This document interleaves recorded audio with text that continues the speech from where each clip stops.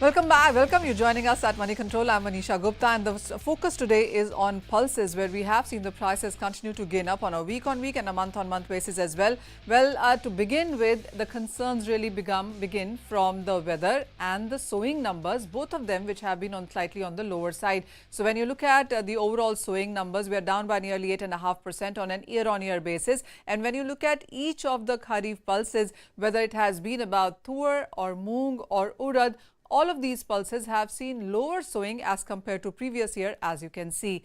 The weather concerns in Indian markets, delayed imports into India also have been keeping the prices on the higher side. Add to that fact that August saw lower rainfalls. The government of India has definitely stepped in to ensure availability and affordability of pulses. Here as well, the government of India has declared it mandatory to inform about the stocks that they are holding of tur, urad and now masoor as well. So all of those steps are being taken to ensure that there is enough availability and affordability as well. That is the kind of price rise that we have seen in the last 1 month and 1 year as well. And the maximum run up in prices has been seen in case of moong and then of course tur, where the prices have gained up by nearly 28 to 30% in last 1 year itself. So ahead of the festivities, what is the situation like? To get more detailed numbers onto that, we are now joined by Mr. Bimal Kothari. He is chairman at the IPGA. Mr. Kothari, hi, thank you so much for joining us. What is your sense, first of all, on the kind of measures that the government has been taking, and even despite that, the kind of price rise that we've seen here? Thank you, Manisha ji. We all have seen that since last 8 months. First, I will talk about the tur because that is a major concern. Last year crop was down, and we have seen the price of tur going up right from the month of April, and we were expecting that because of the shortfall in the production last year, we were expecting that the price will go up, and definitely the price is very high now you see the availability in the international market is either from Myanmar or from the East African countries. Myanmar didn't also have the larger production. They had about 250,000 tons, which is being harvested in the month of January, and most of the crop has already come into Indian market.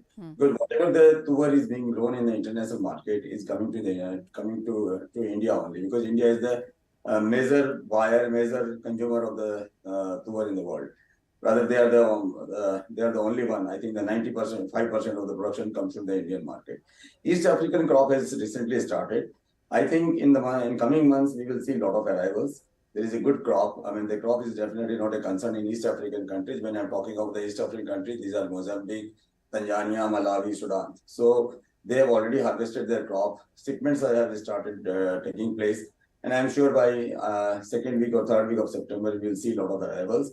And I think in the festival months, which is going to start definitely from this month, we'll see a lot of arrival, and the price will stabilize.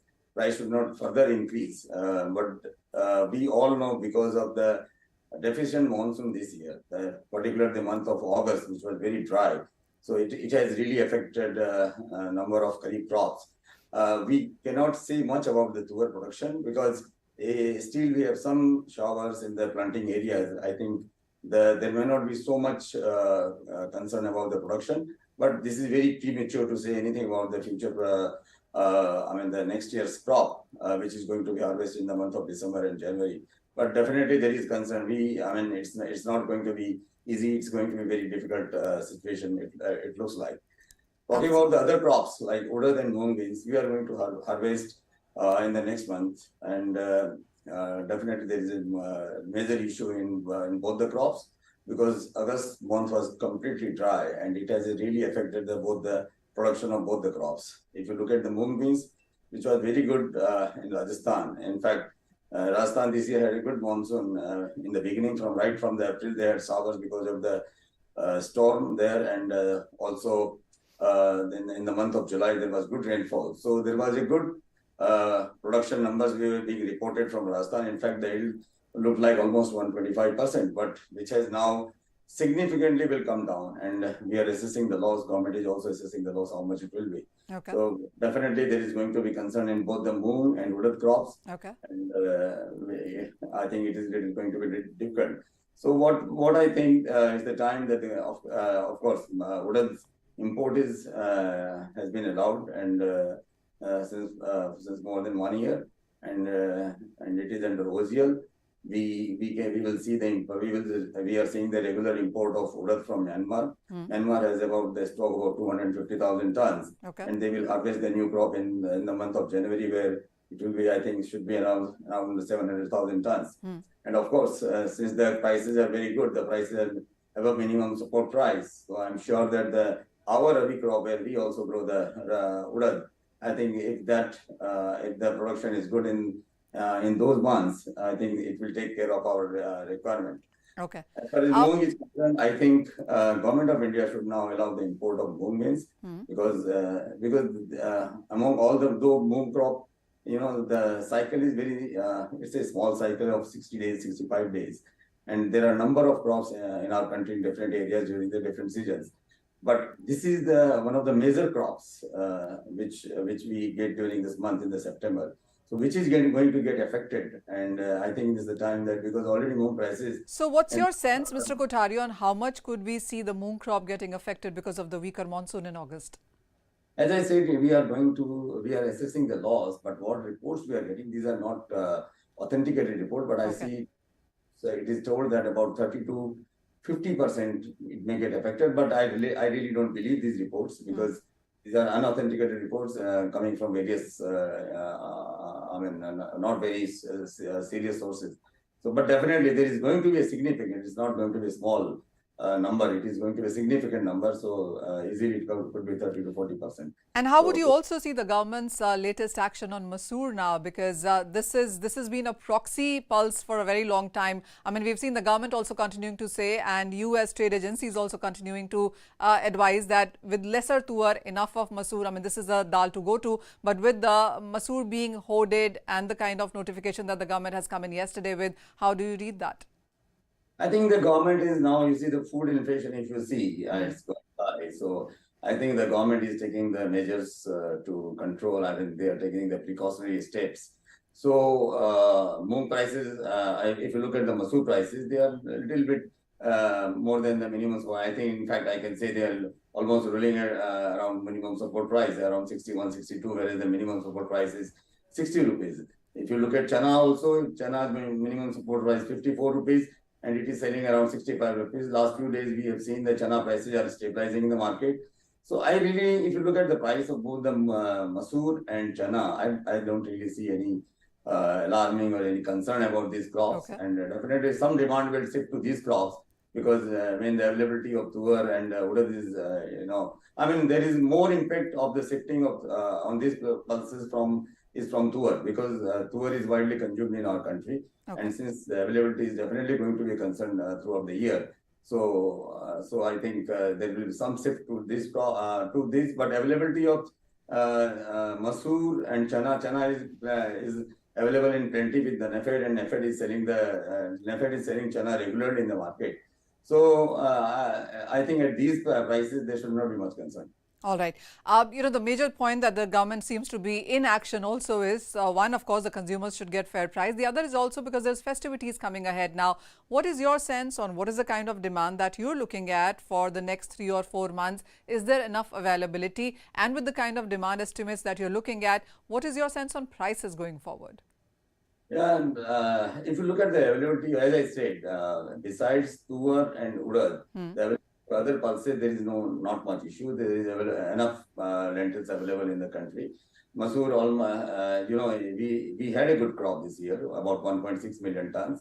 And besides that, from April till date, I think about more than 500,000 tons has been already imported into our country.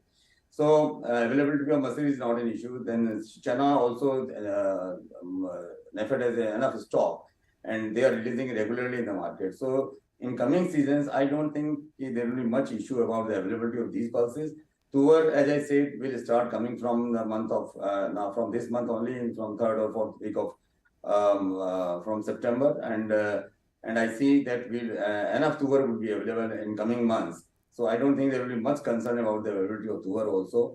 Definitely, we are going to harvest some crop of urad and moong. It's not that the whole crop is destroyed. The urad and moong will be also available. Though price may be a little bit higher, but the availability will be there during the festival months. Okay. So I don't think really there is much concern. So you about think that. the availability is going to be there? What about affordability then? What kind of price rise can we expect from here? Or would you say that we've seen the top of most of these pulses prices?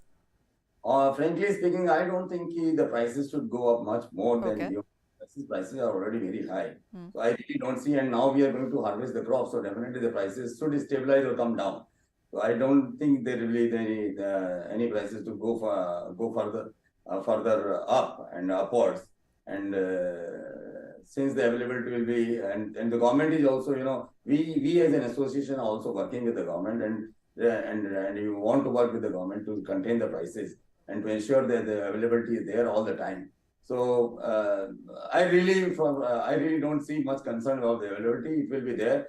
And as you said about the affordability, definitely the prices are a little higher than this year in one of the two pulses, but not all the pulses. If you look at, rather I will say, if you look at the price of chana, which has gone up in fact, last 3 years, if you see the price of chana, they were selling below minimum support price. So farmers were not getting the price of their crop. In fact, they should be happy. We should be happy that farmers will be getting the better price. Whatever the crop is left with the farmers, they will get a good price. And this will, because next month in October, there will renew the planting for the new crop. So this will encourage the farmers to have a better crop. So, so I think we should not be much concerned about these numbers.